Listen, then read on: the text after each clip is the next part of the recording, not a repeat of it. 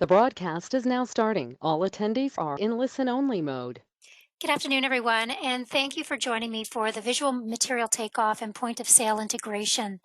Um, I'm going to do a demonstration today to show you how we can bring in a PDF and from that derive all the materials that are in that PDF floor plan. So we're going to be discussing how we can take off the materials for the walls, floors, ceilings, a roof, and then taking all of that data and transferring it out to something as simple as Excel or transferring it over to your point of sale system if you're working in a building supply center. I respect your time, so I want to dive right in and get started. If you have any questions during the presentation, make sure you use the GoToMeeting console that's on the right-hand side of your screen. You'll be able to type in any questions that you might have during the presentation. And at the end of the presentation, I'm going to take some time out to make sure that I answer any questions that you may have. Okay, so let's get started and understand how we take a PDF and convert that into a material list for a floor plan. I'm going to come up to the File pull-down menu here in Envisioneer Construction Suite, and I'm going to select Import and Import PDF. Now we can also bring in a CAD file. So if you're working with an architect and can supply you with a PDF or a DWG or a DXF file, we can also bring those in as well. And we also have this Project Trace Image option. So if all of you were given was a scanned image, a JPEG or a bitmap, we can bring that in too. And there's tools to add scale to it. So either option, they all have the same import features. So I'm going to use PDF, but just know that if you had a CAD file or a simple PDF or a JPEG file, we can bring those in as well. So I'm going to import a PDF file that I find out on my desktop. And looking for a PDF, I just hit open. When you bring in a PDF or a DWG, DXF, or that scanned image, there are tools here in the import function that allow you to ensure that what you're bringing in is accurate and scaled properly and to the right rotation that you might need it. On the left-hand side are all the different tools. First thing that I want to point out is that when you're bringing in something like a PDF can be created originally in two different formats. Someone can put it on a flatbed scanner and scan that PDF. And that would what we would call a raster PDF. The more I zoom in, the more you can see pixels that were made to create that PDF. It's blurry the more I zoom in. The other way to create a PDF is if you're in a CAD package, like AutoCAD or Envisioneer. And when the PDFs are created in those packages, they're very accurate. So you can see the more I zoom in, the better it looks, the crisper it looks. The power of having that vector PDF created in a CAD package is that I'll be able to snap to each corner. We can bring in either format, but when we do bring it in, this one, the vector PDF, is much more accurate because I'll be able to snap to the corners. So make sure either way you can bring it in. You just have to change it to a vector if you do have the vector PDF. Next over here under our controls is angle. We can actually rotate this. You can see that right now we have it in a portrait orientation, but I want to rotate it so it's more in a landscape orientation. So I'm going to rotate it, and you can see the PDF rotates. So say someone had brought you a PDF and it was slightly on a skew. It was created on a flatbed scanner. I can rotate that down to a very nice, precise 90-degree rotation. So it's not off on that odd angle by using these rotation tools by either typing in the angle or using this pick angle. So any PDF you bring in, no matter how it was created, and if it's on a skew, we can always correct those. Next is scale, the most important.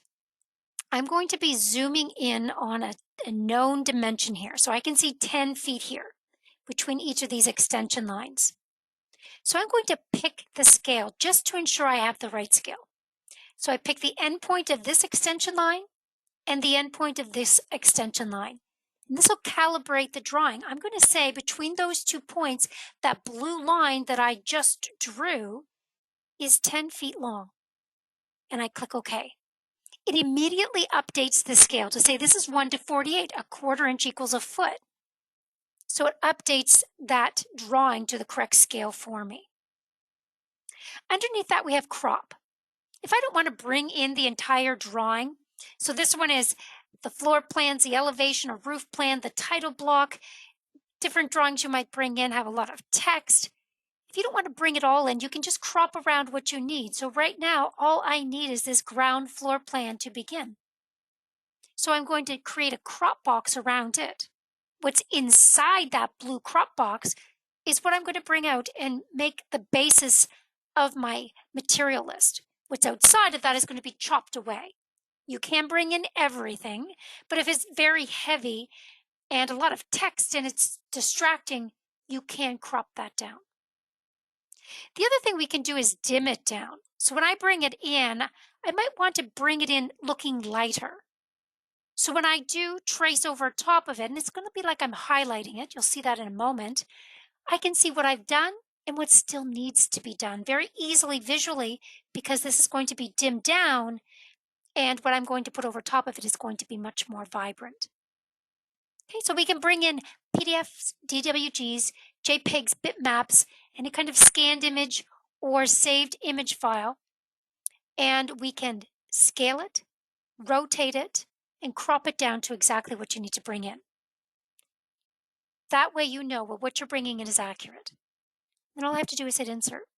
And a copy of that floor plan is now part of my screen, so I can use it as the basis of my material list. I'm going to zoom in nice and close on it. Now I'm going to select the wall tool. I want to start creating a list of all the materials that are part of the walls of this floor plan. Over my catalog panel to the right, it gives me all of these assembled wall types. And I'm going to select the 2x6 wall with cement board siding. And then I just move my cursor over to the drawing screen. I'm going to zoom in on one of the corners. And when I go close to these corners, you can see that it's automatically snapping to the corners of that PDF because it was a vector PDF. The more I zoom in, the better it looks. If it was a raster PDF, one that was scanned, or someone hand drew on a napkin and then saved as a PDF on a flatbed scanner, you won't be able to snap to the corners, but you'll be able to get in close for your material estimate. So I'm just going to pick this outside corner as the basis of my start point. And then all I have to do is come to each corner of that plan. I'm just going to be picking on them. And as I go to each corner, I'm showing it the corner of the building so it can start building out that floor plan. When I come to this last corner right up here, I click on it, and then I'm going to tell it that I'm finished. Now it wants to know, well, what did you trace around? That line that you created around the exterior of this PDF, was that the outer face of the veneer, the outside face of my siding? Was it a stud line that I traced around? Or was it the inside face of my wall? So depending on the floor plan that you get in, you'll be able to tell it exactly what you're tracing around. Maybe you have a plan that has been drawn to sheathing. Well, we can offset out to the sheathing as well and tell it that that's what I traced. For our example, I traced around the outer face of the veneer. So I just simply click OK. And now it highlights the walls that I've already included in part of my material list. Just by picking on those corners, it already knows the materials it needs for those walls.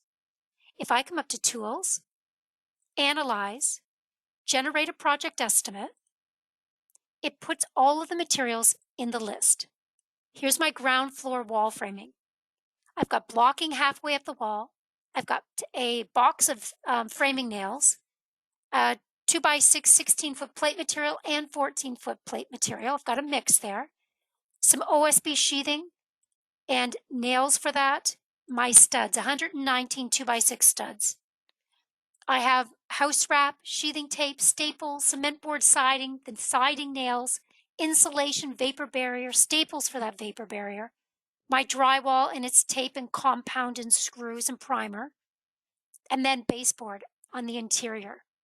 I have 131 linear feet of baseboard just from those walls, and I'm going to need 2 5-gallon pails of paint. So just by tracing over top of that PDF, it adds intelligence to it because of the wall assembly that I selected from the catalog, and it automatically calculates everything for me. But how does it know that I need 92 and 5/8 studs? Why did it pick that height of stud? And all of the different things that are based on height. Well, under here, under settings and building locations, I preset that on my ground floor location where I first drew these walls, the height of the walls is 8'1" and 1/8", and my ceiling height is 8 feet. If I changed that to a 9-foot or a 10-foot wall and drew the walls, it would automatically change that stud and make sure that it's the next pre-cut stud length that it's selecting. Okay, so it automatically knows the height and gets it from there. It also has framing options that you'll see here. So later when I start to punch a hole in these walls for windows and doors, it's going to frame around them. And when it goes to frame around them, it automatically looks here at these span tables. And under these span tables, it will tell me the different spans that I'm selecting and what it's going to frame. So these are all customizable. So depending on your local building codes, we do ship around the world in 3 different languages. So we recognize that even county to county building codes can change, nonetheless, country to country. So for this particular span table, I'm saying that anything up to a 6-foot span, I'm going to use 2 2x8s. And then as soon as it goes over 6 feet, and then up to 10 feet, I'm going to use 2 2x10s. And then over that 10-foot span up to an 18-foot span, I'm going to use a PSL header. Again, I can change those spans, and I can change the materials that I'm using there. I can select from a number of different presets, or I can create my own as well. So if I wanted triple jack studs underneath the header, I can triple that up instead of just having a double.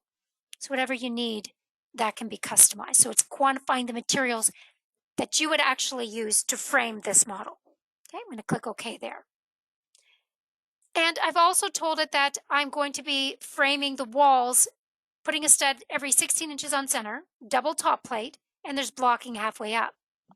Again, this can be all customized, and you can change this to anything that you want it to be. So if you don't use blocking, but you do want a double top plate, you can make that selection.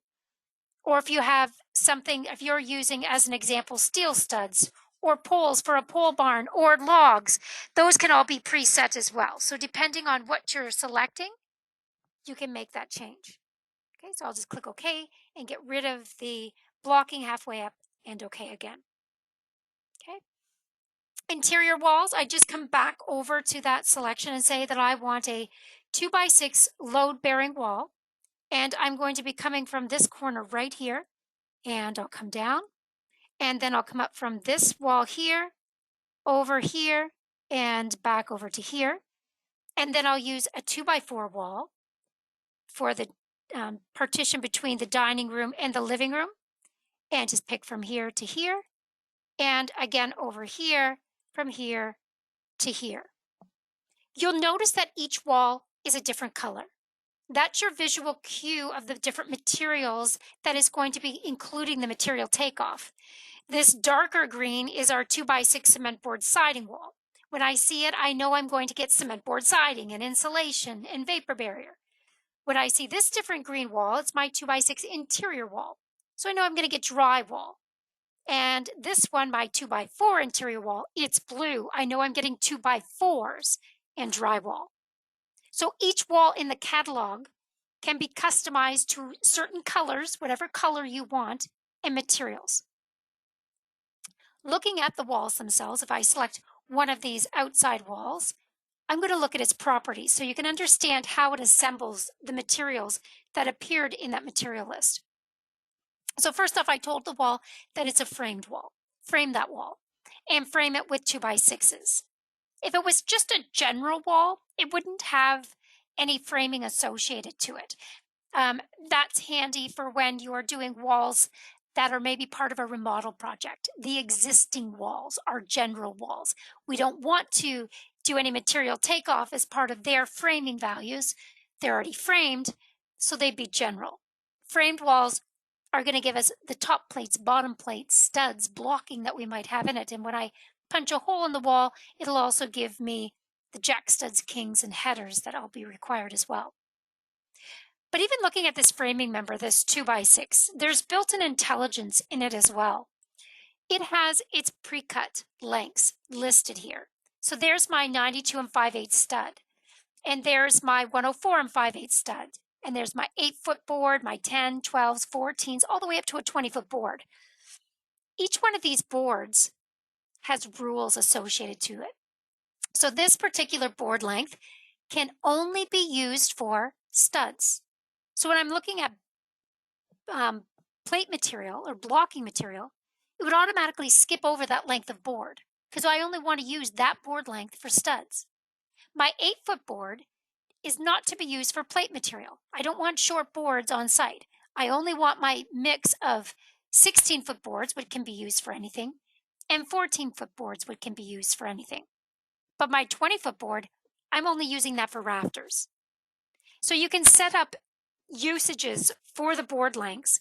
So when it's framing the walls, it knows what exact lengths you want to use for that. If you only want to use 16-foot boards, you can tell it for the 14-foot length, only don't use for plate material. And then it would avoid that 14-foot and only give you 16-foot boards for your plate material.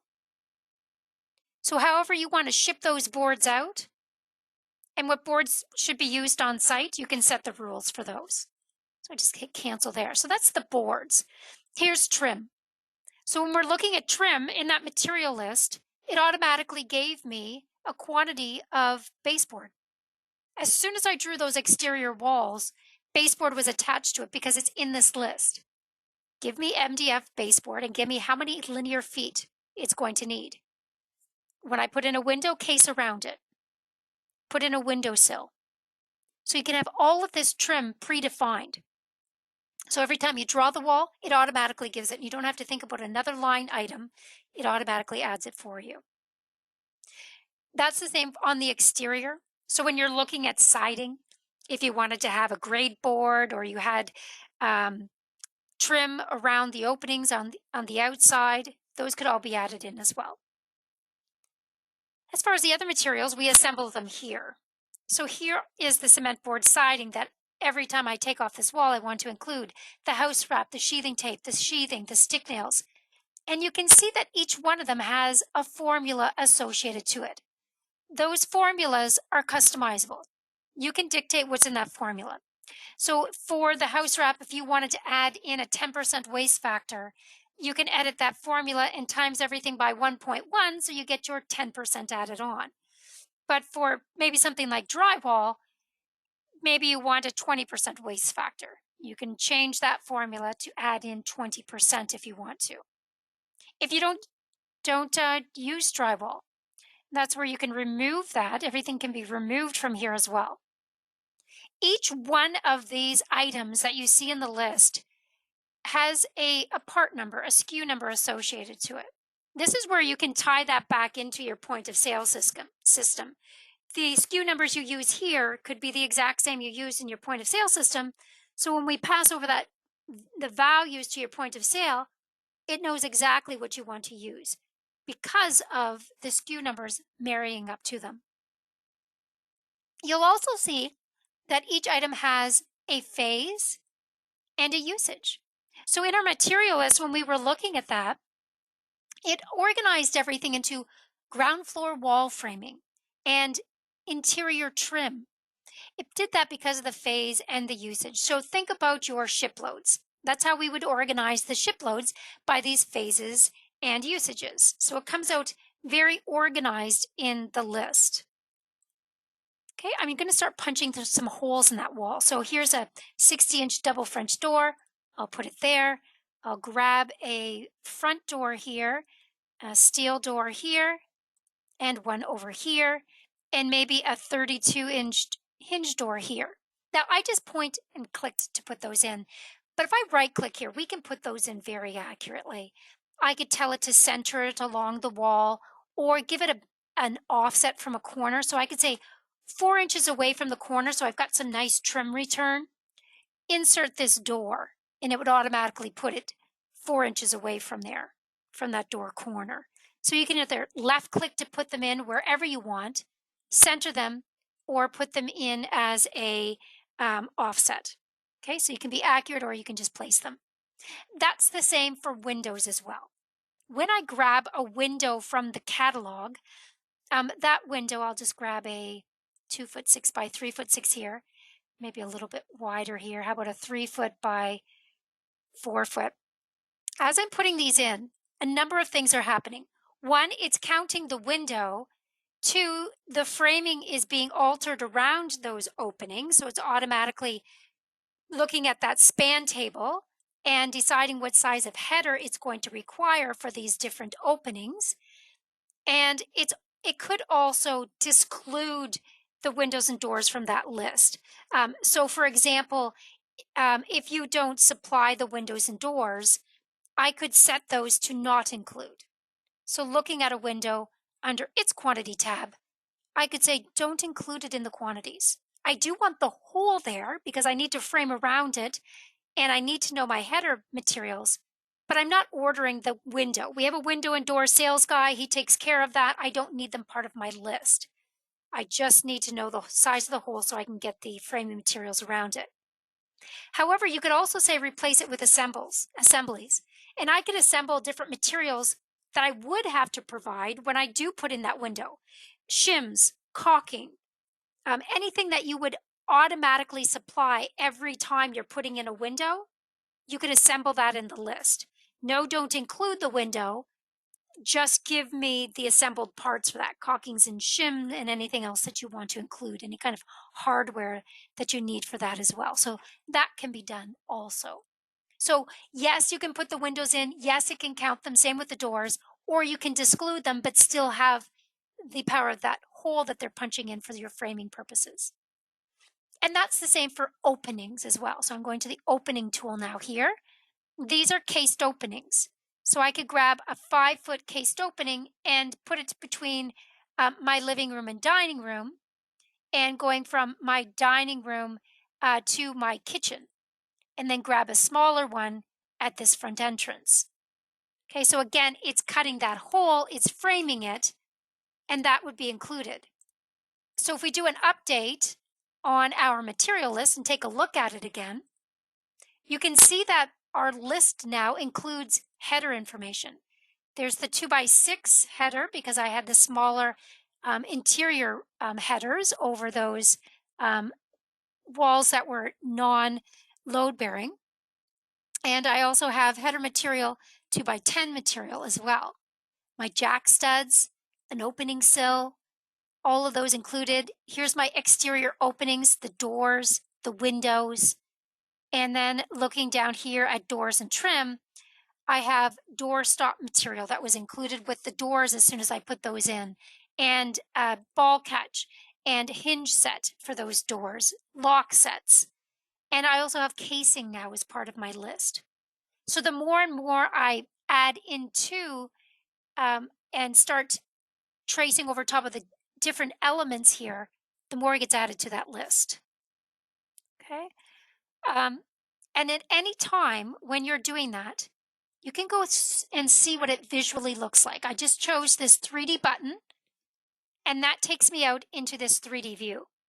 So visually now, not only on the screen can I see a differentiation between the walls because of color, I can pop it up into a 3D view so I can fully understand everything that I'm taking off.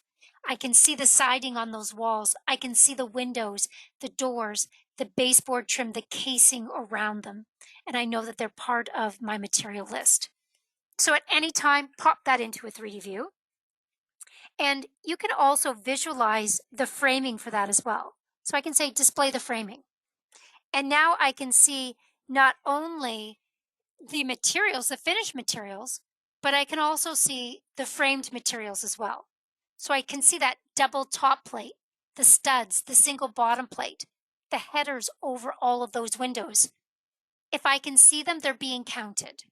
So I can be reassured that they're now part of my material list. Okay.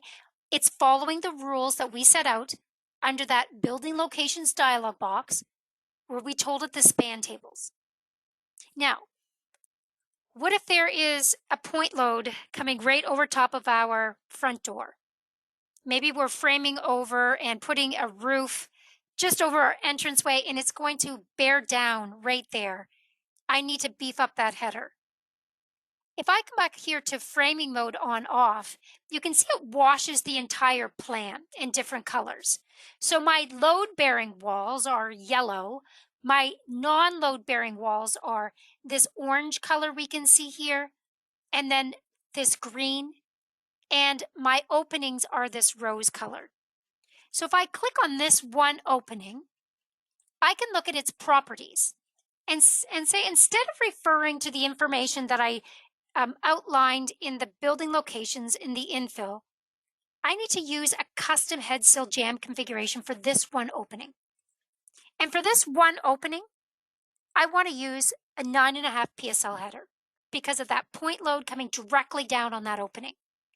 And I'll click OK and OK. If I come back out of View, Framing Mode On Off, and view the framing again, we'll see that PSL header being replaced. Here, we'll also, if we go to Tools, Analyze, Generate a Project Estimate, now if I look in my estimate, we'll see that line for that PSL header. I need 3.6 linear feet. We can also do a tally. So when you look at that 3.6 linear feet, you're thinking to yourself, well, we round everything up to the even number or maybe even to the every 5 or 10 feet. We can do a tally of that and break that down into values that you would order. This is the exact length you need, but we can also tally to the even foot if you wanted to as well, and add that in as a tally item. Okay, I'm just going to put that back down into 2D. And in 2D, you can still see this framing. I've left it in framing mode, and you can see every wall has a view, a number on it. So we can look at those and edit those wall panels. So if I look at number 4, here's my wall panel. My number 3 panel, so every panel here is shown. And every member that's being used is also labeled. So if I insert this panel, it can be a separate drawing. So if you want to provide extra information about your takeoff, that every A in this diagram is a stud. You need 12 of them and their length. The B's here, I'm just going to zoom in on this a little bit tighter first. So you can see that the B's here, you can see those. Those are my jack studs. There's 2 of them, and I need them to be cut down to 6'7" to sit underneath that header material. C is my header, and it's a 2x8. I need 2 of them, cut them to 5'4". Okay, so you can see every little piece can be put into a diagram as well. So if you want to value add information to supply, this will automatically produce. There's nothing more that you have to do. Okay, I'm just going to get this out of the framing mode back into our highlighted view. Okay, so those are walls. Let's move on to structural floors. When I put in a structural floor, it creates a container of materials. So I'm going to get my sheathing, I'm going to get my joists, my rim joist, my band joist, and it can also put a sill plate underneath it, a mud sill if you will, all at the same time. So I just select the floor system. You can see everything that's tied together here for it. And then I just move my cursor inside the house, left click, and it will put them on. And I'm just going to turn on my structural floor framing so you can see it. So there's the joist running through. That's a long span for a 2x12. I need to break that up.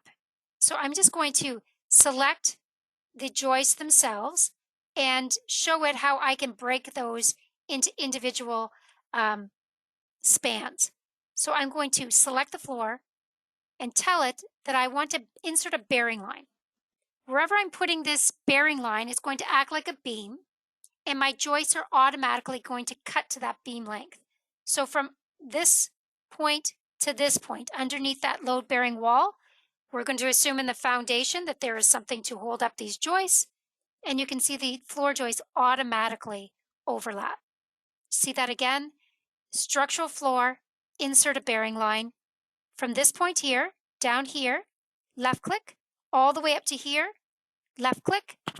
There will be support underneath, in the foundation underneath to support that floor joist, and the floor joist will automatically stop at those points.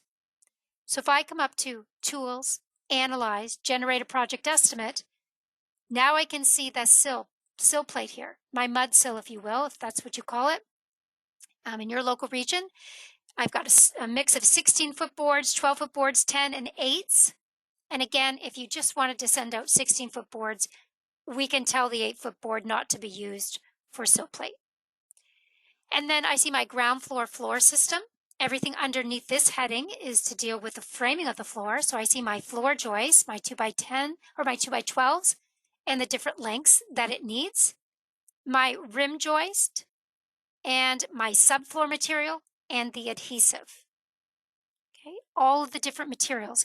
If you also wanted to see screws in there for the subfloor, you can put that through. If you were using, instead of OSB, if you're using a different products, you can put that through as well. So zip boards, all of those can be put in. They all have their own unique SKU numbers that you can put in, so it corresponds to your point of sale. So quick and easy to put in the flooring and get all that materials. You can also put in finished flooring. So if you also wanted to include values for hardwood, tile, carpet, you can put in different floor materials throughout the model, individually by the room. So if each room is going to have different materials, you can put it by room. By perimeter, so if the entire ground floor is going to be hardwood, boom, just put it in very quickly by perimeter. Or if it's changing mid-room, so say maybe this entranceway, which sees itself as one big room here, it was tile up to one point and then hardwood, you could pick points for that as well, if you do finished materials. We also do ceilings. And for ceilings, I'm going to put them in by room because I want to show you that each room can have different shapes of ceilings as well. So I'm going to put it in this 2D designer's view. In this 2D designer's view, it's a top-down view, but we can see the finished materials. And I'm going to grab a 2x4 frame ceiling and left-click to place it in each one of the different rooms. So you can see the ceiling going in. If I then select one of the ceilings that I did put in, I can customize it. So I can say this ceiling is going to be a tray ceiling. That is going to affect the material count both in drywall and also the framing materials. And it will accurately frame it for that tray as well. So I'll change that to a tray. And then for this one, as an example, I can change this one under its properties to be a cathedral ceiling. When I change it to cathedral and I changed it to tray, you might have noticed the addition of these arrows. These arrows let me change each individual side. So maybe one side of this tray was wider, and I could change just that one side to be wider. For our cathedral, these two sides here, I can look at their properties and say under their properties, I want them to be gable ends. So the slope comes front to back. And then for these two side options here, I can change their slope value. So instead of being 45 degrees, I might want them to be a 2 in 12 slope for that ceiling. Okay, and if I pop this in again to this 3D by clicking on this 3D button and going from this lower left-hand corner, you can see the tray and the cathedral. And if I look at that in framing mode again, you can see, and I'm just going to, hold on 1 minute here, I'll change this into a rendered outline so you can see that a little better. You can see all the framing that goes into that. So there's our floor framing, our wall framing, our ceiling framing going through. Okay, view, framing, display all but the framing.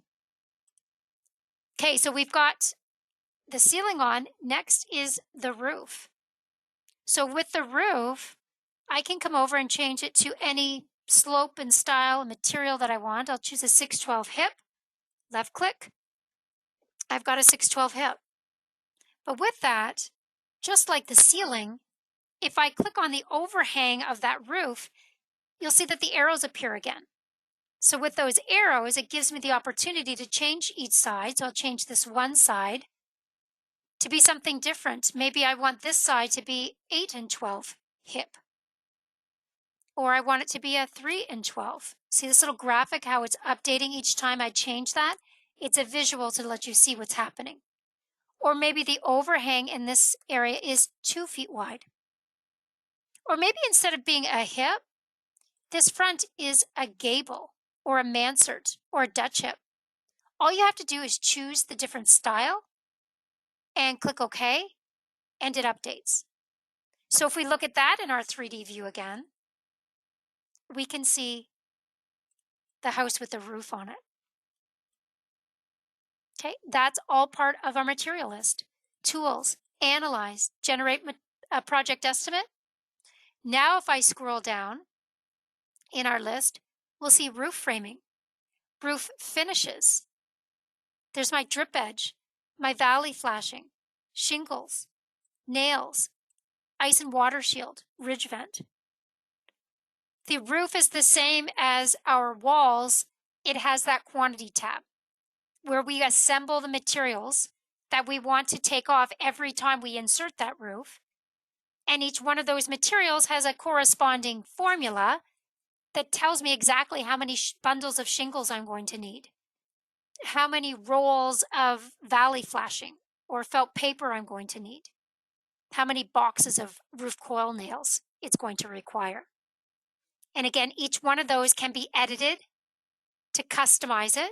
So if you have a different formula that you would like to use or add in any waste factors, each one of them can be customized so it has the exact quantity that you want it to see as well. Okay. Now, looking at this wall, I do want to point out that how highly customizable the software is and how accurate it can be when it's looking at something. So for this wall right now here, see how it's automatically balloon framing up as soon as I put that gable in? It automatically adjusted its height and balloon framed it. You might not want to balloon frame that wall though. You might not want the entire height there in the same like the studs. You might instead put in a gable end truss, or you might put in a gable end wall there. So I'm just going to take these walls on this end, look at their properties of the wall. Under top and bottom, this is where the wall gets its height. It is getting its height saying automatically extend. If you put a roof on and the roof changes its pitch or its plate height, automatically extend the walls up to meet that new height. But I'm going to tell it, no, stop it. Stop it right at 8 feet.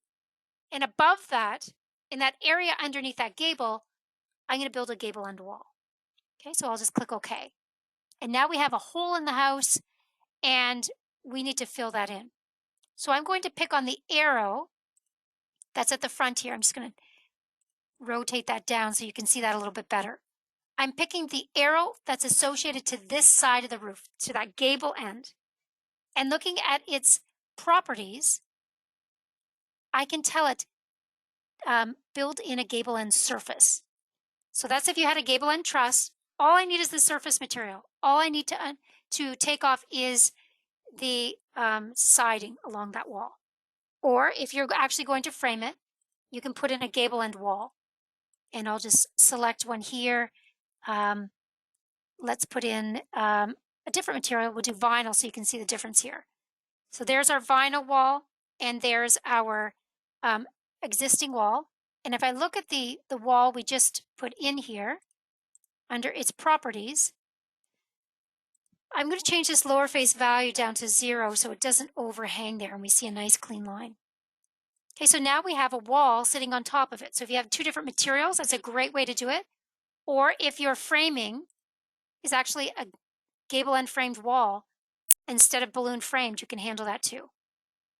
The software is intelligent. It recognizes different building construction that different builders use, and it'll allow you to conform to that. And again, then everything goes out into that material list. Now, this material list that I've been showing you, this can be exported out in a number of different formats. So this can go out to Excel. If you wanted to further massage the data out in Excel, you can. We also export out to Builder Trends, Constellation, Priosoft, CSG, and UDA. But if you're using a point of sale system, I'm going to go to Tools, Analyze, and Generate a Quote. In the Generate Quote dialog box, what I'm telling it is, here's my list. But this list, I'm going to send off to a point of sale system. Maybe you're using BizTrack or Eagle. We can send the data directly out to either one. And in here, in this quote generator screen, I can further massage the data. So I had said that you can automatically put in trim on the walls. So as soon as we put in the walls, it automatically gave me how much MDF casing I needed around the openings or the baseboards. If you got out here and then the client decided, you know what, we've decided instead of MDF, we're going to go with oak. Instead of having to go back and update the model, you can go right here, right click, and say substitute. Substitute the MDF for a different product. And you can go through and it will find it. Or you can replace the item as well. So you can change items here and resort them if you need to. So you can unsubstitute. You can also delete items. So at the very bottom of the list, you might have noticed that we had just general measurements. So the entire surface area we had in ceiling is 1,000 square feet, 1,014 square feet. The length of eave is 99 linear feet. The length of gable is 41. Valley length, 19. Hip length, 74. So you can see all these general measurements. Your point of sale system doesn't need those. It wants products, not just measurements. So I can highlight those and I can delete them out. So they're no longer part of the list. They were very helpful for a back check. It allowed me to double check all of my values to make sure everything made sense. But I ultimately don't need those to pass over to my point of sale. So they're gone. So I can massage the information here. And then from there, I just export it out to the POS. So export to POS. Give the file a name, and then select my point of sale system. So you can see we can export out to ActEvent and BizTrack, Cashier Pro, Eagle, Falcon, Lumber One, Peachtree, Ponderosa, QuickBooks, SpruceNet, UDA, Yardmaster. So some of these you might think, wow, I haven't seen that in a long time, but we do export to all of these different formats so that we can ensure that whatever building supply center wants to use the software, they can still connect to whatever point of sale system they're using. I'm going to select BizTrack and click OK. It then formats the data here so that I can export it directly out to BizTrack. The big key in being able to talk back and forth to different point of sale systems is ensuring that the SKU data that we have here is the same that you have in your point of sale system. Every item in the software can be updated so that it can put in your SKU numbers and your units of measurement. Those are the two things that are very much a priority to your point of sale systems. So we want to make sure that we match those up. And then I just hit export and it would go out to your point of sale system. Covered a lot today. Let me recap everything that we did. So we brought in a PDF, and from that PDF, we can trace over top of it. We traced over top of it with walls, and each wall was a different color. So it quickly visually told us what the different walls were. So this green wall was a 2x6 cement board wall. This blue wall was a 2x4 interior wall. Every time we punched a hole in the wall with a window or a door, it automatically framed around those openings because of the information that we put in this building locations dialog box. That's where it knew the height of the walls when it put them in. That's where it knew the span tables to use here and how to frame those walls, 16 inches on center. We also learned that if you frame in a different way, we can go through with our framing mode and automatically change just one individual opening or one individual wall can be updated as well. So I can tell it even this one wall, we just want blocking in this one wall. Maybe there are cabinets on that wall that we need to lag to the wall. So we want blocking at that point. Everything can be customized. we put in a floor, and it automatically put in the floor joist, the subfloor. It even put the mud sill in for us at the same time and allowed us to split those joists depending on where the beam was going to go. We put ceilings in and customized them, and we put a roof on. Everything very quickly to efficiently get you that material list. That material list that if you generate a project estimate can automatically be sent out to Excel or just printed here. Or we can generate a quote and that sends it off to your point of sale system. What I'd like to do now is answer any questions that you might have about producing a material list in Envisioneer. In that GoToMeeting console on the right of your screen, you'll be able to type in any questions that you might have about Envisioneer and using it for a material takeoff tool. And then I'll be able to read all of those out to you. First question. I've been talking with Kate in your sales department. She let me know that you can create, the customized items for me. I think you mean like the catalog. We can customize the catalog for you. Yes, we can. So as I mentioned, the key to making this link up with your point of sale is making sure that we have all your SKU numbers. So if you're working with a point of sale, you can export all of your data out into an Excel file, a CSV file. What we do is we capture that data in a CSV file, and then we customize the catalog so that when you're picking on a wall and you're looking at all of these materials, this joint compound has the unit of measurement and the SKU number of joint compound that you want to offer, and your drywall SKUs, and your stud lengths and preferred stud lengths and their SKU numbers for it, so that when you pass it off, it can talk directly to your point of sale system. So yes, we do that as a service, and there's a workbook that you would simply fill out, and Kate can get you the pricing on customizing your catalog for you. Next question. How do you add a second floor? Great question.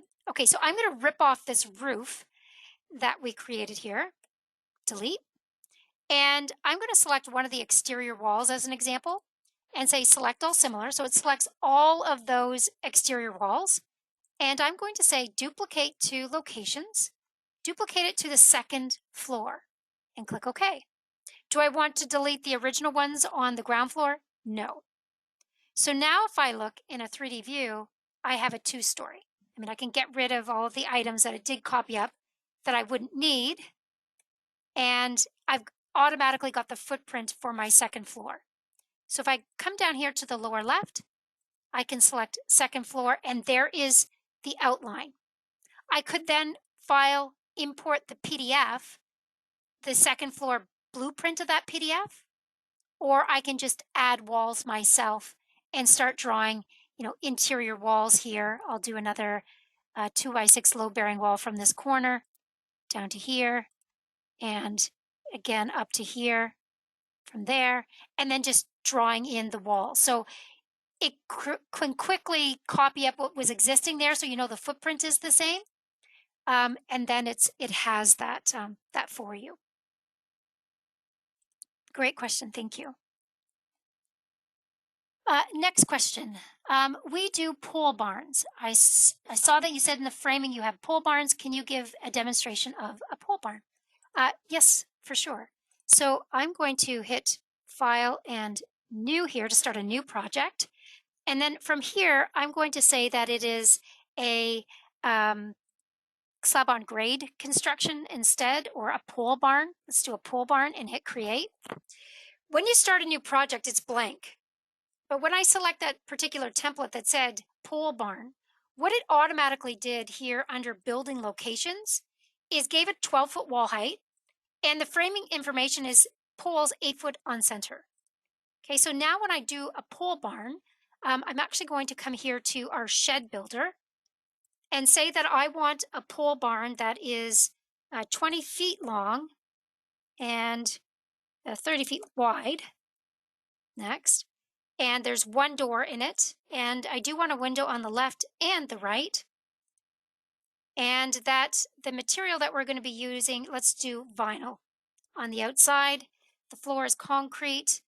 The roof itself, I'm going to make it a metal roof, 4 and 12 metal.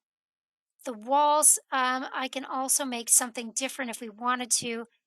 We can make those, oh,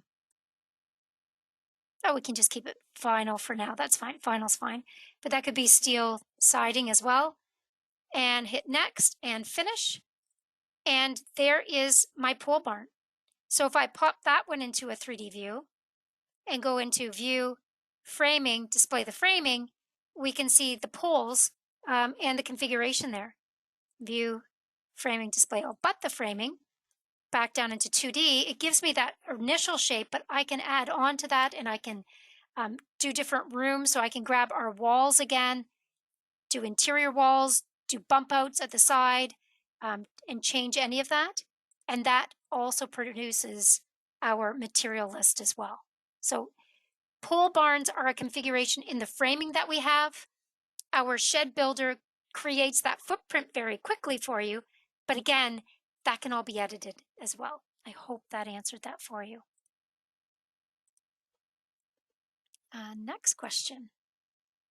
How do you add a dormer to the roof? Another good question. I can stay in even this one to do that. I'm going to zoom in here, and I'm going to come up here and add in a dormer roof. So under the roof tool, we have dormer roof, and you can see skylight and roof accessories.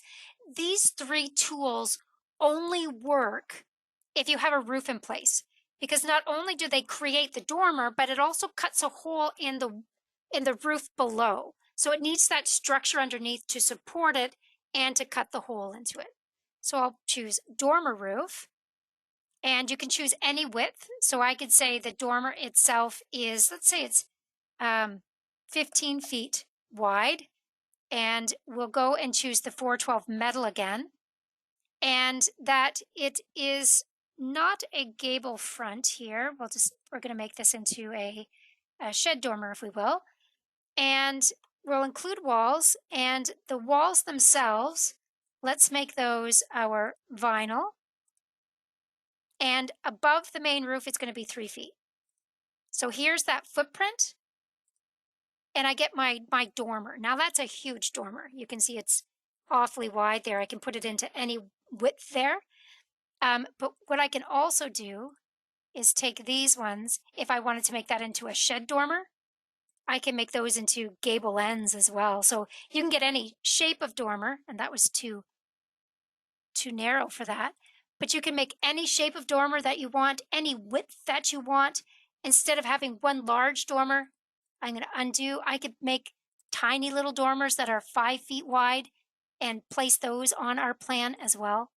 So you can have any kind of configuration of dormer that you want for that as well. It's just the dormer tool, and you're just describing the materials that you're using for the roof, because each one of these will have materials behind it that are going to quantify, and the walls that make it up, because they will quantify as well.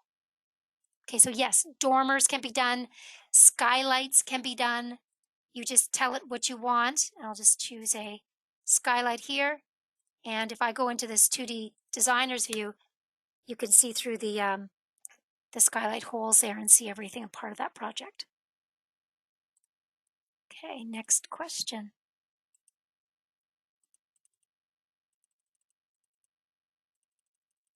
Okay, that is all of the questions that I see there. So I'm going to keep this open for 1 more minute, just in case somebody does have a question. But we did record today's session. So if you did arrive late, or you did want to show other people what you saw today, we'll send you the recording so that you can watch it again. If you do have a larger team that you wanted to assemble so that everyone that's part of your